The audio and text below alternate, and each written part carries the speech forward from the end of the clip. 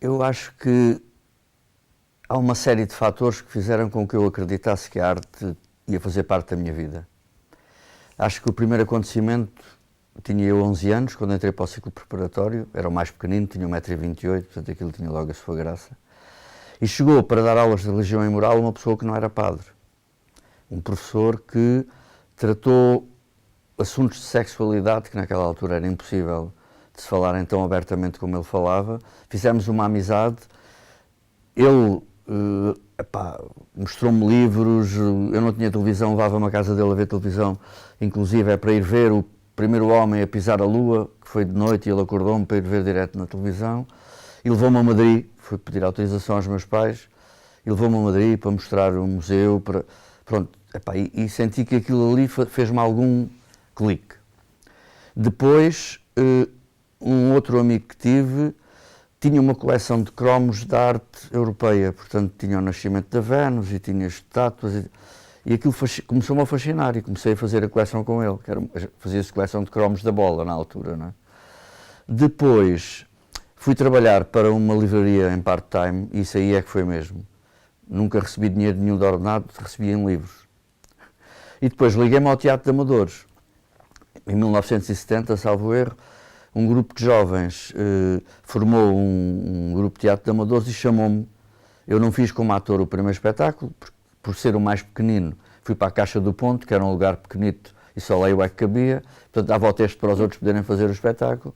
Mas o que é certo é que pronto, depois fiquei ligado ao Teatro de Amadores durante muito tempo, ainda tive um emprego totalmente diferente, depois com a Revolução de Abril, e portanto eu estava em Setúbal, que era uma cidade onde já havia, mesmo antes de 25 de Abril, uma atividade cultural muito grande, portanto era lá que vivia o José Afonso, havia muita gente interessante que depois fui conhecendo, também através do trabalho na livraria, e depois da Revolução comecei no movimento de teatro de amadores, formou-se uma companhia em Setúbal, o Teatro de Animação de Setúbal, e eu em 79 consegui mudar-me de primeiro escriturário na Torre Alta para ator e secretário do Teatro de Animação de Setúbal, e vivo disso até hoje.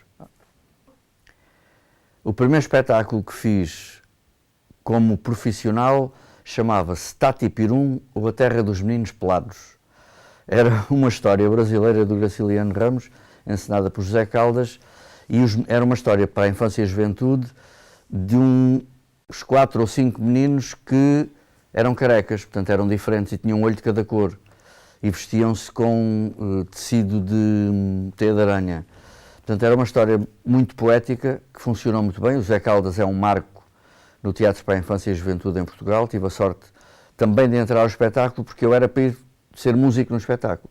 Também toco guitarra e percussão e não sei o que, era para ser músico. Ele, quando começou a ouvir ler, disse: olha, vais entrar como ator, e o Carlos, que fazia a composição da música, é que vai fazer de músico ao vivo no espetáculo. Foi fascinante. Tinha feito bastante espetáculos como teatro de amadores, mas a questão de ser profissional dá-te outra capacidade. Pronto, e tens outras condições para fazer os espetáculos. E depois, também foi a questão de ser para a infância e a juventude, que é um mundo muito mais... tem uma dificuldade muito maior, tens de ser muito mais sincero, os miúdos são implacáveis. Se não estão a gostar, fazem barulho, é normal. Portanto, aí o primeiro espetáculo foi esse, Tati Pirum. No teatro, todos são difíceis. Porquê? Porque eu, como ator, sempre quis que um novo papel fosse um desafio. Nunca me acomodasse, não queria, já sei, isto agora... Não, prefiro sempre criar um desafio para mim próprio, para crescer e para descobrir novas capacidades de comunicação, e porque sempre que fazemos um espetáculo é novo, tem de ser novo, temos de surpreender-nos, surpreendendo depois os outros. Portanto, penso que no teatro não tenho assim nenhuma... Na vida, ter feito o papel de pai e mãe ao mesmo tempo, depois da mãe do Afonso ter falecido, senti que foi o papel mais difícil que tive de fazer, porque tive de aprender, tive de ultrapassar essa dificuldade, aprendendo dia a dia como é que ia gerindo, com a ajuda da comunidade de Tondela, que me ajudou imenso a educar e a fazer crescer o meu filho. Eu cruzei o teatro com as novelas porque só comecei a fazer novelas depois de já estar em Tondela. O meu percurso como ator foi em Setúbal, 8 anos, no Teatro Banda em Lisboa, 6 anos, e há 30 anos que estou em Tondela. E só comecei a fazer televisão depois de estar em Tondela, porque era fundamentalista contra a televisão antes de vir para cima. Mas depois senti que era necessário, isto também para mim é uma palavra de estímulo, quando se diz que não é fácil estar no interior, não é fácil, mas também tem boas razões e é possível fazer uma carreira no interior.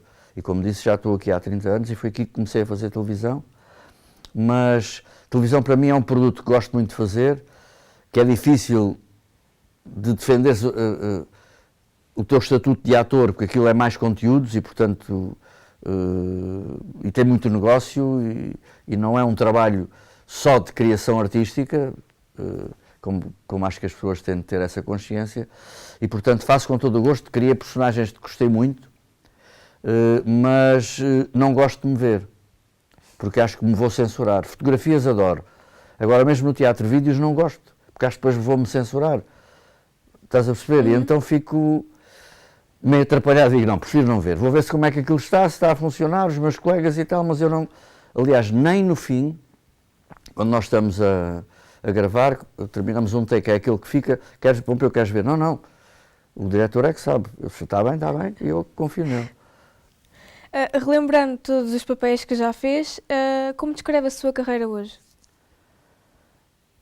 É muito gratificante. Eu digo que, pronto, isto tem a ver não só... O teatro é a minha vida, portanto é teatro e vida, é a mesma coisa. Não, pode parecer que é mentira, ele está ali a gabar-se de uma coisa. Não, é mesmo. Eu faço o que gosto, adoro, amo aquilo que faço, portanto, o teatro e a vida estão ligados. E a minha carreira tem sido esse percurso, ao mesmo tempo de vida.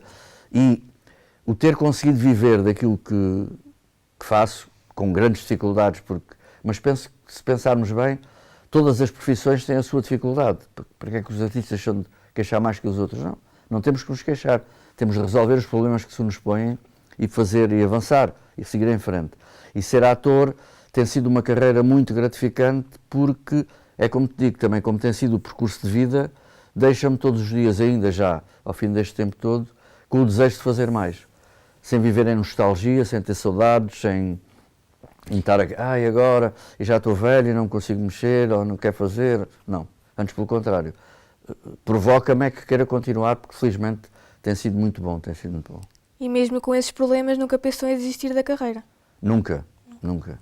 Nunca, porque acho que, nós temos de lutar por alguma coisa. Não nasci em berço dourado, portanto nada me era dado assim em bandeja. Tive de trabalhar sempre por isso. Mas os meus pais eram padeiros, isso também teve a sua graça e teve uma influência gira, não para a arte, mas para a vida. E, portanto, nunca pensei em desistir de ser ator, nada. Dos projetos em que participou, tanto em teatro como televisão, qual é que foi o que mais gostou? É o que eu te digo, gosto de todos e é do último que estou a fazer agora. Estás a perceber? De certeza absoluta, já estamos a preparar um espetáculo para o ano que vem, com textos do Afonso Cruz, um espetáculo para a infância e juventude, e é aí que entro com a cabeça, é isso que me motiva agora para andar. Portanto, o gosto vai-se partilhando e tem de ser... Porque o teatro tem esta questão, nós cada vez que representamos, tem de ser como se fosse uma única vez, não é? Portanto, sim, repetimos, mas o público é sempre diferente, nós estamos com outra disposição, o sítio é diferente, e, portanto, é sempre fascinante, tem de ser sempre fascinante. E se desistimos deste gosto, o teatro e a comunicação perdem-se, não se estabelecem. Eu tenho de estar aqui a conversar contigo, não posso estar a pensar em mais nada. Ponto final. E mesmo não sendo teatro, é esta capacidade de comunicar que tem de ser verdade.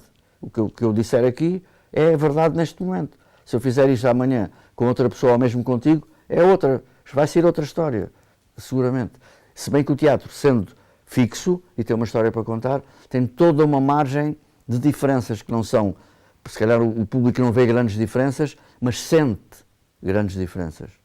E isso é que é importante também, porque o teatro é comunicação, mas não é só comunicação direta, não é só aquilo que se diz, não são só as palavras, é o que se sente quando se ouve aquelas palavras e também conforme o dia da pessoa que está do lado de lá foi, ou esteve a ser, ou o que é que lhe aconteceu. Portanto, é isto que é mágico. E não fazendo falta a ninguém para sobreviver, é agir como as pessoas têm necessidade da música, do teatro, do cinema, percebes? É isso que também me fascina, porra, isto é muito estúpido. O homem é o ser humano é um animal absurdo, estranho, que faz muita asneira, mas tem estas margens de poesia que são fascinantes, não é? Porque acabam por ser um marco em cada um, sem a gente se questionar muito bem. Não é pão para a boca, mas é pão para o espírito. Prefiro teatro enquanto contexto social. Né? Como ator, faço teatro ou faço televisão com o mesmo gosto. Eu estava no Teatro de Animação de Setúbal, como disse, depois mudei-me para o Teatro Bando, porque era uma companhia mais contemporânea, onde eu podia aprender mais, inclusive de cenografia, com o João Brito, eu fui assistente dele e marcou-me para o resto da vida, mas tinha uma coisa, e fazia teatro para a infância e juventude, mas fazia uma peça para uma turma de uma escola e raramente via outra vez aquelas crianças, ou seja, em Lisboa não tinha uma comunidade para quem trabalhasse, era tão vasto que as pessoas iam-se perdendo, não é? Não tinhas um grupo de pessoas que te acompanhassem. E em Setúbal tinha mais isso, e ali ganhei artisticamente e perdi essa relação. E o Bando veio a Tondela, em 87, fazer um espetáculo chamado O Monte Demo, que foi feito ainda na mata de Tondela, onde é agora o Parque Urbano, que foi arranjado. Fez lá na rua e eu entrei no final do ano para o Bando. E eles fartavam-se de falar, tivemos em Tondela um grupo de gente, de jovens extraordinários, apoiaram-nos, receberam-nos. Quando a gente lá for, mesmo que tu não entres no espetáculo, a gente leva-te para te conheceres aquela malta. E eu, passado um tempo, já em 88, o Trigo Limpo estreava o Amar Mulheres e o Bando diz, vamos à estreia do Amar Mulheres a Tondela. E viemos todos de excursão. Eu cheguei a um sítio pequenino, que era no antigo hospital que eles estavam nessa altura, com uma bancada aí para 60 ou 70 ou 80 pessoas, não faço ideia, mas era uma coisa reduzida, com uma varanda bar, e com um corredor, depois com uns papéis, de memória, mas lembro-me, era um ator não é só representar, tem de participar no processo, e eu, lá, isto tem tudo a ver comigo, dizia eu para mim. Depois vi a estreia, a Carla Torres fazia um papel no espetáculo, e no final do espetáculo tivemos logo todos à conversa, eu fartei-me de falar com a Carla, tivemos ali, tal. E ficou ali também uma relação pessoal, um clique, mais um. E pronto, fomos embora. Eu sempre passava por Tondela para conhecer o projeto e para conversar com a Carla. É normal. Só que eu era divorciado na altura, eu tinha mais 11 anos que a Carla e, portanto, tive de, como eu digo, sentar o cu no mocho perante a família, perante tudo o que é que eu andava ali a desencaminhar. Mas acabei por casar com ela foi para Lisboa, para a barraca, eu ainda estava no Bando, e começámos a preparar. Portanto, o Trigo Limpo criou a ACERT, já era na altura também a Associação Cultural Recreativa, tinha o grupo de teatro Trigo Limpo, mas era semi-profissional, ou seja, tinha dado ali um salto, mas faltava-lhe profissionalizar. E começámos a pensar em pedir um apoio para profissionalizar a companhia. E desde 93, nunca mais de cá saí. Eu gostei de muitos espetáculos, sinceramente, vi coisas lindíssimas, mas o que me fascinou foi ver um espetáculo em alemão e não ter percebido nada e ficar emocionado com aquilo. Estranho. Ou ver um espetáculo, esse sim, chorei baba e ranho de todo o tamanho, de um grupo de teatro com trissomia 21, que arrasou completamente. Porque entrava um casal de bailarinos de salão, de danças de salão, e estavam uns espelhos, uns 4 ou 5 espelhos no palco, uma música a tocar lindíssima, e eles a dançarem voluptuosamente no palco, e nós a olharmos, e atrás dos espelhos, aquilo afinal também se conseguia ver atrás, começas a ver uns seres a mexer, e eram os atores com trissomia 21, que invadem o palco com instrumentos que eu não sei o quê e passam uma hora a tentar dançar e tocar uma música para o público e conseguem. Fiquei de rastos completamente. Acho que não tenho ansiedade antes de atuar. Temos, mas epá, eu naturalmente sou muito tranquilo, ou tento ser, trabalho para ser tranquilo. Trabalho no sentido de me regrar, não me deixar ir atrás de coisas, não me perder o meu foco e, portanto, o espetáculo é um bom momento, não podemos transformar aquilo num sacrifício. Fazer teatro não pode ser um sacrifício ou um medo. Não. Temos de ultrapassar algumas barreiras. Jogas com coisas que cruzam com a tua vida, não é? Também. Isso acaba por não podemos é transformar isso em dor. Eu dou um exemplo, por exemplo, quando fiz a novela O Laços de Sangue, a personagem da minha mulher, a determinada altura, que era a Maria Carpinteiro que fazia, eu adorei também fazer esse espetáculo, e esse casal com ela soube, por quem escrevia a novela, de que eles iam pôr que ela ia ter cancro, ia mesmo ter de usar cabeleira, não sei o quê, a minha mulher tinha falecido com cancro. E ela diz, não é difícil para ti? Eu disse, epá, assim de choque é difícil, ter de encontrar uma maneira de resolver isto. Eu, que nunca chorei, quando foi do caso da Carla, disse, este vai ser um choramingas. A mulher dizia que ia fazer umas análises e ele sentava-se a chorar. Isto é uma desgraça, a vida. E pronto, transformei. Se calhar chorei tudo ali, através daquela personagem, o que não tinha feito antes. Temos de ir em conta. E a ansiedade não é uma coisa, não é marcante, é a adrenalina que eu acho que é importante. Aquele arranque, é o mesmo que saltar de paraquedas, não é? Vai ter de ser e vai. Tanto vale mais curtirmos mesmo o ponto de partida e o tempo antes, que também é importante. Ser ator não foi o meu sonho, eu era bombeiro ou professor. Era o que eu sonhava quando era pequenito. E o que o faz feliz numa peça, ou numa série, ou num filme? É esta nossa capacidade de ser outro. E é esta capacidade de... Depois também descobri isso na televisão. Mesmo na televisão as pessoas sentem, é mais difícil de passar, mas sentem. E já tive novelas, e nessa do Laços de Sangue, foi muitos homens virem ter comigo e quase em segredo dizerem, você é tramado, eu estava sentadinho no meu sofá e eu já chorei à sua conta. Isso faz-te feliz, ou seja, é conseguirmos isto, fingir, sendo nós, fingir que somos outros e chegar às pessoas com essa história e com essa personagem. Uma desgraça. Digo sinceramente, eu se não fosse ator, a minha vida era uma desgraça. Porquê? Epá, e não é só ator, também espero que se perceba isso. É ser uma pessoa do teatro, mais do que isso. Não é só representar, é tudo. Eu próprio tenho responsabilidade na gestão do grupo, portanto, somos um todo com um conjunto, e somos um coletivo de pessoas, não sou só eu. E, portanto, é tudo isto que fabrica essa magia de conseguirmos criar um produto, não é? Ou um objeto artístico, se a gente quiser, que põe frente aos outros e que comunica coisas. E, como digo, comunica coisas numa linguagem mais poética que verdadeira. Nós não procuramos ali no Trigo Limpo um teatro que seja a reprodução da realidade, como são as novelas, não é? Mesmo sendo uma ficção total, parece que estamos a tentar reproduzir o dia-a-dia nos cenários, nas conversas, na vida das pessoas. No teatro nós procuramos um teatro que tenha mais a ver com o sonho e com a poesia. A poesia é uma espécie de terrorismo da linguagem, porque não serve para nada, a gente está ali a inventar coisas que não existem quando escreve poemas, quase sempre, ou a refletir emoções. E, portanto, é isso que o teatro tem de forte, não é? E sente que ficou alguma coisa por dizer a alguém? Não.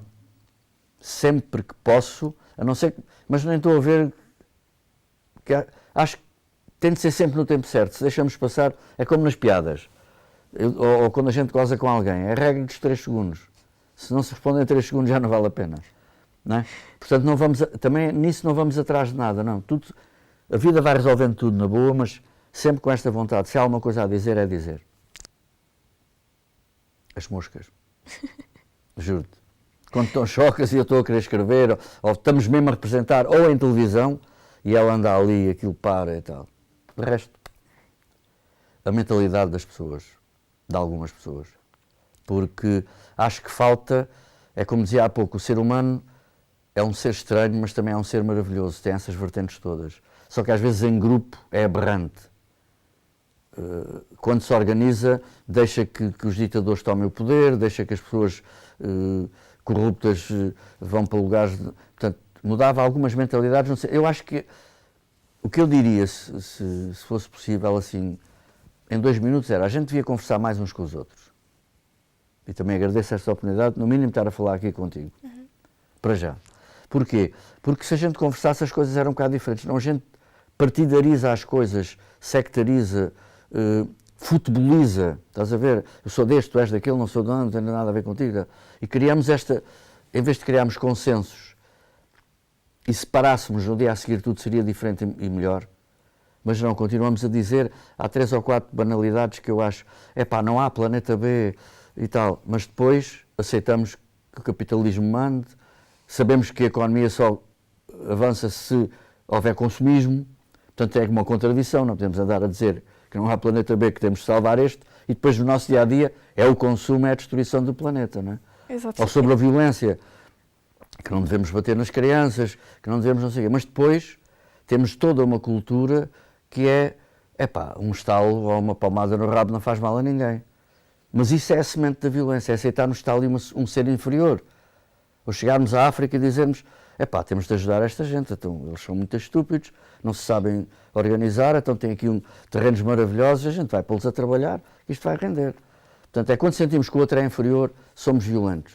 Na nossa história, por exemplo, a escravatura, o domínio de outros povos, é uma aberração do ser humano. Isto por um lado, mas tem a ver com esse lado da organização. O que eu acho que se pudesse mudar era que as pessoas conseguissem parar. Há um filme que é o Ano 01, quando foi do maio de 68 em França, que é, através da televisão da época, nos anos 60, mas dos jornais, conseguem que se crie um movimento que é, no dia tal vamos parar. Todo o mundo para. Tu, se quiseres, mudas de nome, tu tiras as chaves de casa fora, tu não gostas do trabalho que vais fazer, vais para o outro lado. Os padeiros só fazem o pão que é preciso, contabilizam, não fazem pão a mais, o dos esparguete é a mesma coisa. É uma utopia, mas é maravilhoso, pelo menos, compreenderes isto. E depois, eu tenho a consciência que não posso impor isto a ninguém. Eu tenho de impor isto a mim próprio. Isso, ou é o meu exemplo e a minha vida e o meu dia-a-dia que vão motivando a alguma coisa, ou não vale a pena. Não enveredo num rebanho para ir dizer aos outros como é que havia de ser. Não, olha, se eu conseguir corromper, no bom sentido, ou contaminar alguém, tudo bem. Se não, paciência. A todos, aos amigos, à família, aos companheiros de trabalho, é por aí. Não sei. Pompas, que é o que me chamam às vezes.